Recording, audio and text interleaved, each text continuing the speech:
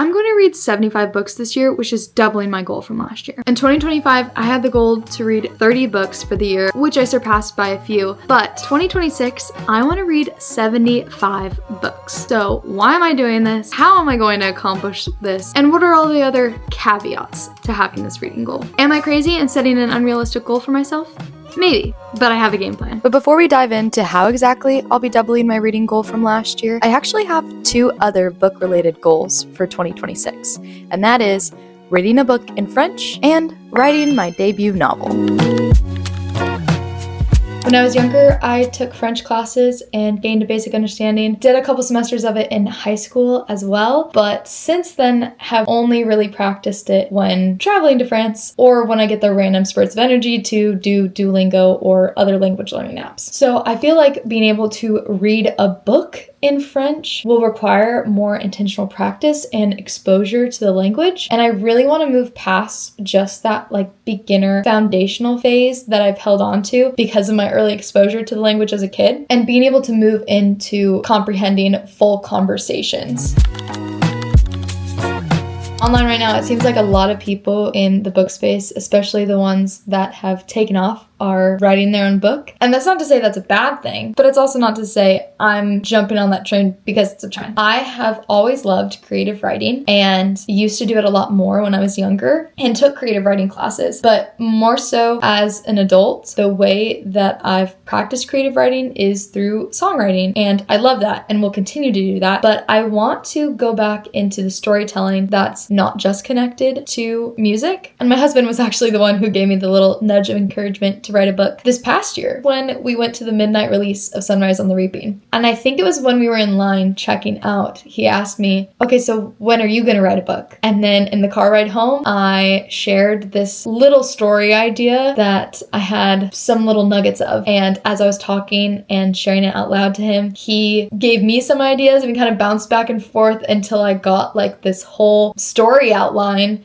that then I was really excited about and wanted to put down on paper. This past year, I outlined all the acts and each individual chapter, and while things may change within the story process, I feel like I have a really good foundation and even started the first draft. I think I have about roughly 10,000 words now, and so I'd love to be able to finish the first draft and go through the revision process within this year, hopefully getting a draft I'm really happy about by the end of this year, and then determining if I want to self-publish or go the traditional publishing route. But that's a pretty big goal, whereas reading 75 books I can do in my free time and just for fun. Writing a novel takes a lot of time, and I have to be really intentional with the way I plan it out. And that's not my only goal for this year. I have 2 other major goals, and in order to achieve all of them without getting burnt out, I've decided to break up my year into quarters. In years past, I've tried to do vision boards, time blocking. This past year, I did a bingo card for all my small little goals. While I do achieve some goals every year, I have not been able to stay consistent with all of them, which I think is normal. But because I have 3 really big goals and not as much small tasks, I figured the best way to approach this year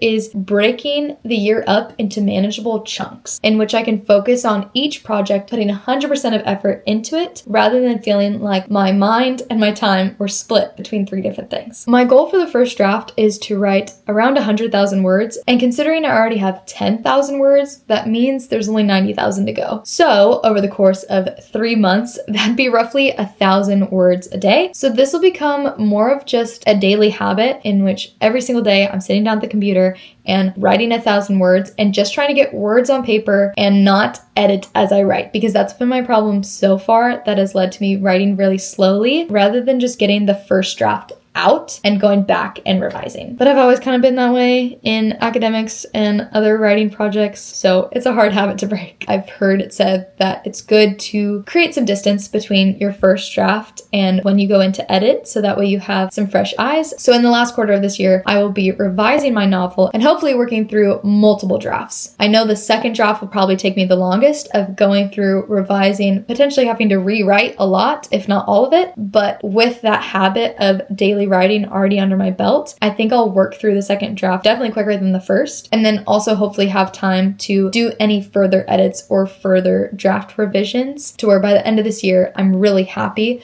with where it's sitting and can either have an editor help me and self-publish or start to query it.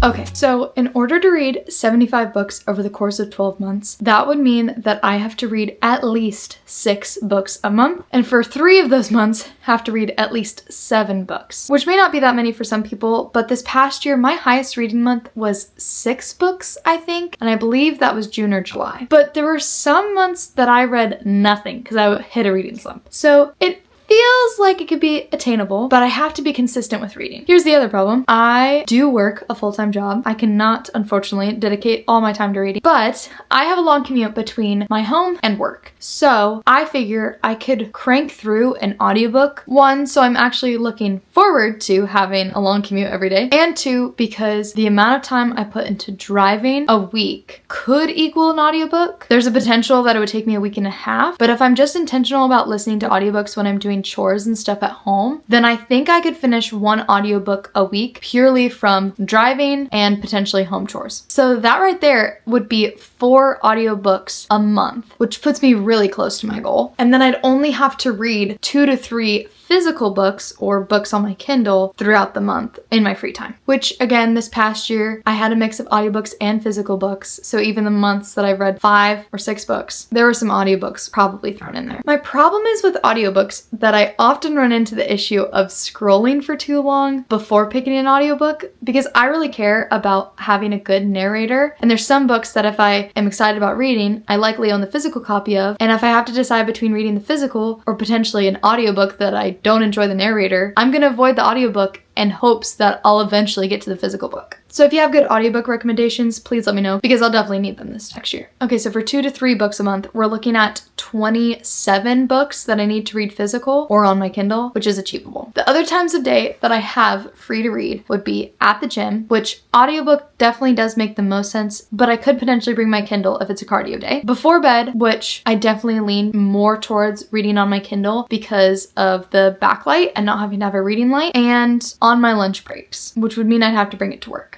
I think we can do this.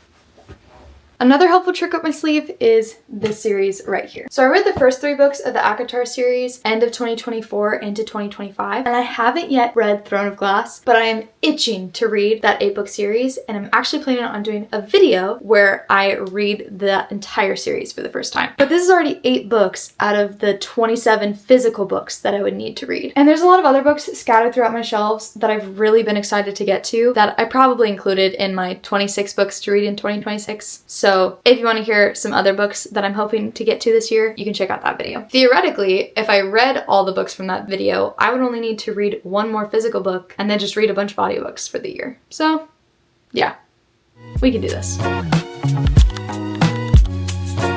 Now here's the kicker. I usually buy books at a faster pace than I read them. So part of this goal is to be able to get through most of my physical TBR and not be adding too much to my collection in the midst of it. Because I have a lot of books I've really been excited about reading and I've owned for a while, but there's just so many books and only so much time in my day to read. So instead of going out and shopping for books, I want to make more of a habit of shopping my own library because I think that's part of the excitement is the idea of getting something new, but I want to bring back that excitement for the things I already own. So instead of doing a full book buy and ban, because I know there's going to be new releases that come out or other books in a series that I only have the first book of and I want to finish that series, I'm going to allow myself for every 5 books that I read, I can purchase 1 book. Theoretically, if I were to meet my reading goal of reading 75 books, then that would be 15 books I could purchase. I didn't want a totally strict book buy and ban because I know that there are books in my library that I only have the first book in a series, and if I like it, I want to be able to get the other books. I also know that I have access to public library, to the Libby app, and also to Kindle Unlimited, so I have a lot more books at my disposal besides just the ones I own, if I'm really feeling like I need something new. Also, it helps us to save money, which is a great side effect. I don't know the actual number for how many books I own that I haven't read, so we're gonna count those up real quick, and we're gonna see if 75 books would actually make a dent in my physical TBR.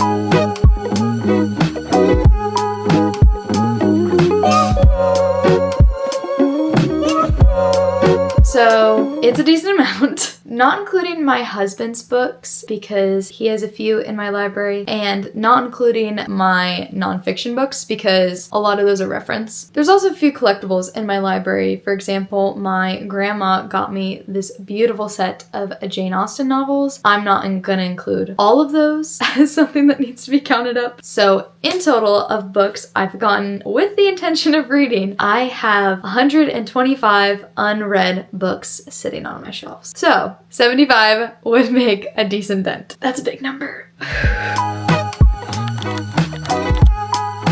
And of course, there's other fun side quest type things I'd love to do this year. Like I'd love to learn how to make bread or get into plant propagation. Sewing or embroidery I think would be fun. Really anything else beyond those main projects are just little fun, crafty, hobby type things that I think I'd really enjoy, and less of a pressure of having this big overarching goal. I'm not even kidding. My husband got me this book for Christmas because I think all of my hobbies are starting to lean into grandma hobbies. I'm actually really excited about this book. There's like soap making and cross stitching and some other fun little skills in here. So if you're looking for a book to help encourage your crafty or DIY hobbies that you're embracing, this would be a great one. I haven't dived into it yet, but I'll let you know what I think. After trying so many different things with New Year's resolutions or goals or habits or routines for the new year, this approach where I can break the year up and give one big thing my entire focus and then fill in the gaps of free time with crafts or new hobbies just for the sake of being a hobby will be the most sustainable approach I've ever taken with my goals. Anyways, with all of that discussion around goals and my book-specific ones, but also mentioning the other ones I'll be doing this year, that concludes today's video. If you want to see behind the scenes or updates on some of the big projects I mentioned, or you have some similar goals or fun hobbies that you're going to be doing this year, let me know in the comments. I'd love to hear them. That's all I have for you today, so I will see you next week with another video. Bye, friends!